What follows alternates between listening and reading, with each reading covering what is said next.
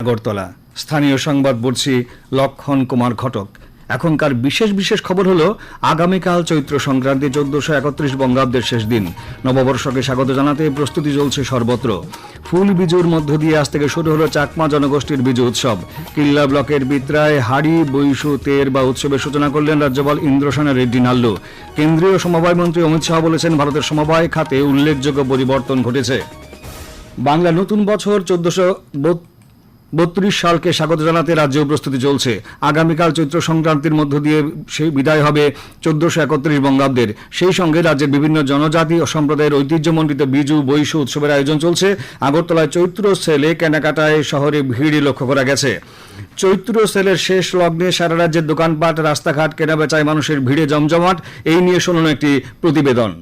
চৈত্র না এলে যেমন বৈশাখ আসে না, তেমনি চৈত্র সেল ছাড়া নববর্ষও জমে ওঠে না।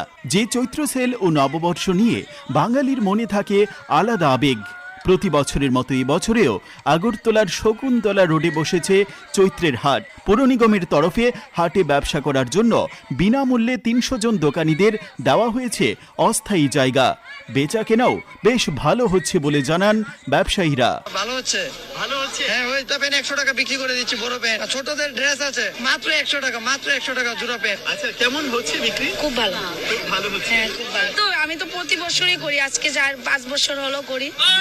প্রথম বছর দিয়ে আমার অনেক লস হয়েছে, কিন্তু এরপরের বছর আমি সাহস নিয়ে দিয়েছি, ভালো হচ্ছে আজকে 4 বছর ধরে। আমি বলতে চাই সব নারীদের পাশাপাশি একটা কাজের দরকার, ওরা নিজের পায়ে যাতে নিজে স্বাবলম্বী হয়, তার জন্য আমি করছি। আমি বলছি যে সবাই যাতে এইভাবে আমার মতো এগিয়ে চলে, এটাই আমি বলতে চাচ্ছি। আগামীকাল রাতে শেষ হবে 14 দিন ধরে চলা এই চৈত্র সেলের বাজার। শকুন্তলা রোড থেকে আমি রাহুল লোধ, আকাশবাণী সংবাদ, আগরতলা। আজ থেকে দেশের বিভিন্ন অংশে ঐতিহ্যবাহী ফসল কাটার উৎসব পালিত হচ্ছে।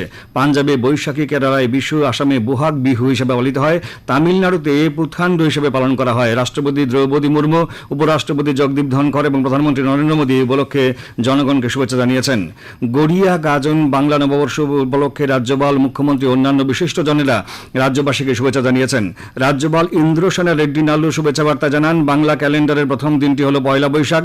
ঐতিহ্যগতভাবে নববর্ষের প্রথম দিন বাঙালিরা শুভ নববর্ষ বলে একে অপরের প্রতি শুভেচ্ছা জ্ঞাপন করেন।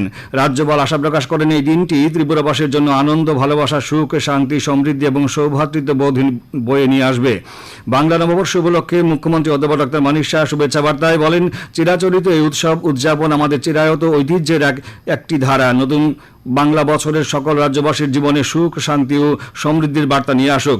এডিসি চেয়ারম্যান জগদীশ দেব বর্মা, মুখ্য কার্যনির্বাহী সদস্য পূর্ণচন্দ্র জমাতিয়া গড়িয়া গাজন বাংলা নববর্ষ উপলক্ষে রাজ্যবাসীকে পৃথক বার্তায় শুভেচ্ছা জানিয়েছেন। বিজু, বিহু, বিশু, গড়িয়া পূজা, গাজন, চৈত্র সংক্রান্তি এবং বাংলা নববর্ষ উপলক্ষে রাজ্যবাসীকে শুভেচ্ছা জানিয়েছেন বিরোধী দলনেতা জিতেন্দ্র চৌধুরী। এক বার্তা তিনি বলেন, ত্রিপুরা রাজ্যে জনজাতীয় বাঙালিদের মধ্যে সাংস্কৃতিক ভিন্নতা থাকলেও পার্বণ পালনের সকলেই এক সূত্রে গাঁথা। এই উৎসব শুধুমাত্র সংস্কৃতির পরিচয় নয়, বরং পারস্পরিক সম্প্রীতির এক উজ্জ্বল উদাহরণ।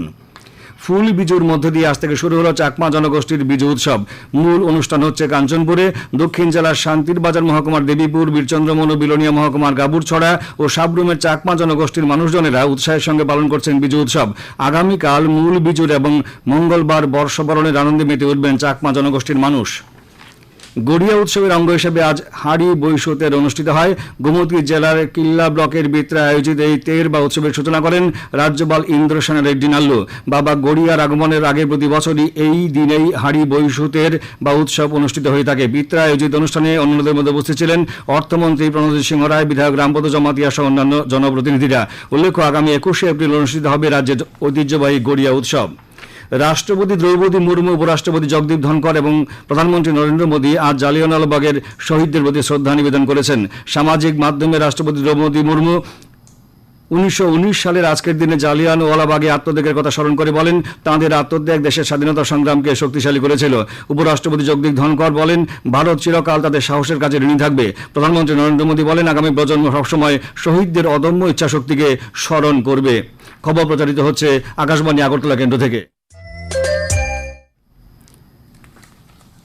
কেন্দ্রীয় স্বরাষ্ট্র সমবায় মন্ত্রী অমিত শাহ বলেছেন, নরেন্দ্র মোদী নেতৃত্বাধীন কেন্দ্রীয় সরকারে সমবায় মন্ত্রক সৃষ্টির পর থেকে ভারতের সমবায় খাতে উল্লেখযোগ্য পরিবর্তন ঘটেছে।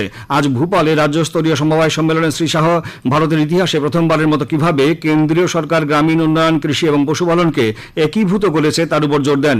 শ্রী শাহ প্যাক্সের ক্রমবর্ধমান ভূমিকা উল্লেখ করে বলেন, প্যাক্স 20টিরও বেশি রাজ্যে কাজ করে চলেছে। তিনি বলেন, সমবায়ের মাধ্যমে কৃষকরা ন্যায্য মূল্য পাচ্ছেন এবং তাদের ব্যাংক অ্যাকাউন্টে সরাসরি অর্থ প্রদান করা হচ্ছে। को पुनर्जीवित करना, डेयरी क्षेत्र का बढ़ावा करना, उत्पादन के क्षेत्र में सहकारिता को ले जाना, urban cooperative bank, district cooperative bank और ग्रामीण बैंकों के सुचारू व्यवस्थापन करना, ये सारा काम कैसे हो सकता है? सहकारिता मंत्रालय ने सबसे पहला काम किया, प्राइमरी सोसाइटी जो प्राइमरी एग्रीकल्चर सोसाइटी के नाम से जानी जाती है, इसके लिए एक मॉडल बायलॉज बनाए और मॉडल बायलॉज को सभी राज्य सरकारों को भेजा। শ্রী শাহ বলেন, 2.5 একরের কম জমির মালিক ছোট কৃষকরা এখন বীজ উৎপাদন করতে সক্ষম হবে। নতুন চালু হওয়া বীজ সমবায় তাঁদের পণ্যের ন্যায্য মূল্য নিশ্চিত করবে। প্রধানমন্ত্রী নরেন্দ্র মোদী আম্বেদকর জয়ন্তী উপলক্ষে আগামীকাল হরিয়ানা সফর করবেন। তিনি আগামীকাল সকালে হিসারে যাবেন এবং হিসার থেকে অযোধ্যার উদ্দেশ্যে একটি বাণিজ্যিক উড়ানের সূচনা করবেন এবং হিসার বিমানবন্দরের নতুন টার্মিনাল ভবনের ভিত্তিপ্রস্তর স্থাপন করবেন। এরপর প্রধানমন্ত্রী যমুনানগরে উন্নয়ন প্রকল্পের উদ্বোধন ও ভিত্তিপ্রস্তর স্থাপন করবেন এবং সমাবেশে ভাষণ দেবেন। শ্রী মোদী যমুনানগরে দীনবন্ধু ছোট রাম তাপবিদ্যুৎ কেন্দ্রের 800 মেগাওয়াট আধুনিক তাপবিদ্যুৎ ইউনিটের ভিত্তিপ্রস্তর স্থাপন করবেন। কেন্দ্রীয় সরকার উত্তর পূর্ব এবং সীমান্ত এলাকাকে গুরুত্ব দিয়ে সারা দেশে হাইওয়ে শক্তিশালী করতে আগামী 2 বছরে 10 লক্ষ কোটি টাকা বিনিয়োগ করার পরিকল্পনা করেছে। সংবাদ সংস্থাকে দেওয়া এক সাক্ষাৎকারে সড়ক পরিবহন ও মহাসড়ক মন্ত্রী নীতিন গডকরি বলেন, সরকার উত্তর পূর্বে পরিকাঠামো উন্নত করার জন্য যে প্রকল্পগুলি গ্রহণ করার উদ্যোগ নিয়েছে সেখানে রাস্তাগুলি মার্কিন যুক্তরাষ্ট্রের সঙ্গে প্রতিদ্বন্দ্বিতা করবে। তিনি বলেন, পূর্বাঞ্চলের রাজ্যগুলিতে 21,300 কিলোমিটারের বেশি আনুমানিক 3,70,000 কোটি টাকা ব্যয়ে 784টি হাইওয়ে প্রকল্প বাস্তবায়ন করা হবে। শ্রী গডকরি জানান, উত্তর পূর্বে এই বছরই প্রায় 1 লক্ষ কোটি টাকার প্রকল্পের কাজ করবে। বিজেপির উদ্যোগে আজ ঊনকোটি জেলার কুমারঘাটের গীতাঞ্জলি অডিটোরিয়ামে এক কর্মী সম্মেলন অনুষ্ঠিত হয়। সম্মেলনে দলের প্রদেশ সভাপতি তথা সাংসদ রাজীব ভট্টাচার্য তাঁর ভাষণে কেন্দ্র রাজ্য সরকারের বিভিন্ন কল্যাণমুখী কর্মধারার কথা উল্লেখ করেন। বক্তব্য রাখেন বিধায়ক ভগবান চন্দ্র দাস, ঊনকোটি জেলা পরিষদের সহকারী সভাধিপতি সন্তোষ ধর প্রমুখ। বিজেপির কৈলাসহরস্থিত জেলা কার্যালয়ে এক সন্ধ্যায় এক সাংবাদিক সম্মেলন অনুষ্ঠিত হয়। এতে উপস্থিত ছিলেন দলের জেলা সভাপতি বিমল কর, জেলা সাধারণ সম্পাদক অরুণ শাহ প্রমুখ। কেন্দ্রীয় সরকারের ওয়াকফ সংশোধনী আইনকে সমর্থন করে এটি জনস্বার্থে করা হয়েছে বলে তারা মন্তব্য করেন। বিরোধী দলগুলো এই আইন নিয়ে বিভ্রান্তি ছড়াচ্ছে বলেও অভিযোগ করেন। ওয়াকফ সংশোধনী আইনের সমর্থনে প্রধানমন্ত্রী নরেন্দ্র মোদীকে অভিবাদন জানিয়েছে মুসলিম রাষ্ট্রীয় মঞ্চ। আজ আগরতলা প্রেস ক্লাবে এক সাংবাদিক সম্মেলনে সংগঠনের রাজ্য কনভেনার জহির হোসেন জানান, সংশোধনী আইনের মাধ্যমে মুসলিম মহিলাদের ক্ষমতায়ন বাড়বে। এছাড়া ওয়াকফ বোর্ডের স্বচ্ছতা আসবে। আগামী 24 ঘন্টায় রাজ্যের উত্তর, ঊনকোটি, ধলাই, খোয়াই এবং পশ্চিম জেলায় বিক্ষিপ্তভাবে বজ্রবিদ্যুৎ সহ ঘন্টায় 30 থেকে 40 কিলোমিটার বেগে ঝড়ো হাওয়া বয়ে যাওয়ার সতর্কতা জারি করা হয়েছে। আগামীকাল আকাশ মেঘাচ্ছন্ন থাকবে। রাজ্যের কিছু কিছু জায়গায় হালকা থেকে মাঝারি পর্যায়ে বৃষ্টিপাতের সম্ভাবনা রয়েছে। তাপমাত্রা সর্বোচ্চ 35 ডিগ্রি এবং সর্বনিম্ন 24 ডিগ্রি সেলসিয়াসের কাছাকাছি থাকতে পারে। আজ দিনের সর্বোচ্চ তাপমাত্রা ছিল 35.6 ডিগ্রি এবং সর্বনিম্ন 24.8 ডিগ্রি সেলসিয়াস।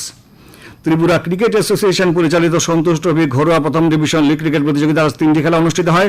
নরসিংগড়ের পিটিআই টিম মাঠে শতদল সংঘ 10 উইকেটে পোলস্টার ক্লাবকে, মেলাঘরের মাঠে মৌচাক ক্লাব 25 রানে চলমান সংঘকে এবং নরসিংগড়ের পিটিএ মাঠে কসমোপলিটন ক্লাব 184 রানে বনমালীপুর ক্রিকেট ক্লাবকে পরাজিত করে। টিসিএ পরিচালিত রাজ্যভিত্তিক অনূর্ধ্ব 15 বছরের ক্রিকেট প্রতিযোগিতায় আজ মোট 6টি খেলা অনুষ্ঠিত হয়। তেলিয়ামুড়ার মাঠে খোয়াই 9 উইকেটে, জিরানিয়াকে বিশালগড়ের মাঠে সদর বি 194 রানে, কাঞ্চনপুরকে উদয়পুরের মাঠে সদরে 171 রানে মোহনপুরকে হারিয়ে দেয়। শেষ করার আগে বিশেষ বিশেষ খবরগুলো আরেকবার বলছি। আগামীকাল চৈত্র সংক্রান্তি 1431 বঙ্গাব্দের শেষ দিন, নববর্ষকে স্বাগত জানাতে প্রস্তুতি চলছে সর্বত্র। ফুল বিজুর মধ্য দিয়ে আজ থেকে শুরু হলো চাকমা জনগোষ্ঠীর বিজু উৎসব। কিল্লা ব্লকের বিত্রায় হাড়ি বৈশুতের বা উৎসবের সূচনা করলেন রাজ্যপাল ইন্দ্রসেনা রেড্ডি নালু। স্থানীয় সংবাদ আজকের মতো এখানে শেষ হলো। পরবর্তী স্থানীয় বাংলা সংবাদ প্রচারিত হবে